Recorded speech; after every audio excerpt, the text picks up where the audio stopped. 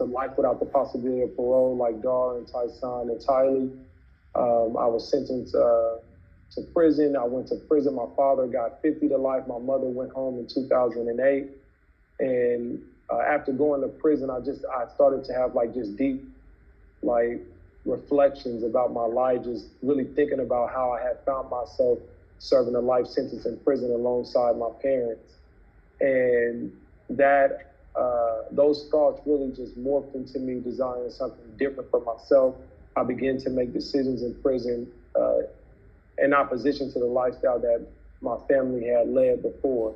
While I made decisions to just to get my education, to serve in ministry, and to take all of the self-help programs and groups that I could, my father was on just on opposite yards, just accumulating points, getting into trouble, until my father ultimately overdosed less than 100 yards away from me inside of Lancaster State Prison. That was like a very major defining moment in my life. I had like a few step backs at that time, but I know that people like Dar, Tyson, and just the community that we had built at Lancaster had surrounded me. And they loved on me and like kept me, helped me stay grounded, even though I was like finding myself like unraveled to an extent. And that community and having those brothers around me really aided me in continuing in my journey. I ultimately was removed from Lancaster because of having a family member who worked there. It was discovered after my father's death. And it placed me in the hole, and I ended up going to Solano, but I remember sitting in the hole in Lancaster and just trying to figure out like why nothing good could ever like last in my life. It felt like even when I was in good spaces, good times, good moments, I had come to believe that they will never last because it seemed like it always crumbled on me. And leaving Lancaster, I seen it as like a setback, but I didn't recognize that there was like a divine purpose. There was a greater purpose for me leaving there. And I ended up going to Solano, where I ultimately became a substance use disorder counselor.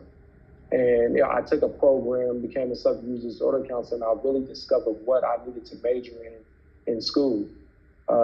Through that experience, I started to get into just the therapeutic space of actually being educated on how to counsel, how to serve a person as they're going through various struggles or challenges in life.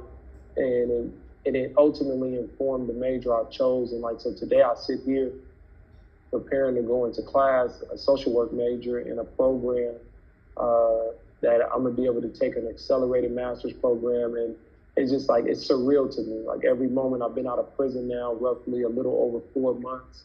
And I can't believe each moment that I find myself in, and I'm blessed. And so I recognize that I first started to get incarcerated from school on multiple occasions. I was arrested at school, like my first 2-3 incarcerations, to leaving a prison system and entering right into school. And so it was, while I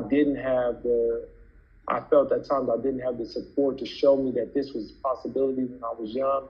I'm majoring in social work so that I can be the voice to show other youth in our school systems and around this state and around the country that like you don't have to go down the path that I went down, and you're gonna have someone who can relate to some of the struggles and things that ultimately led me to find myself constantly incarcerated at such a young age.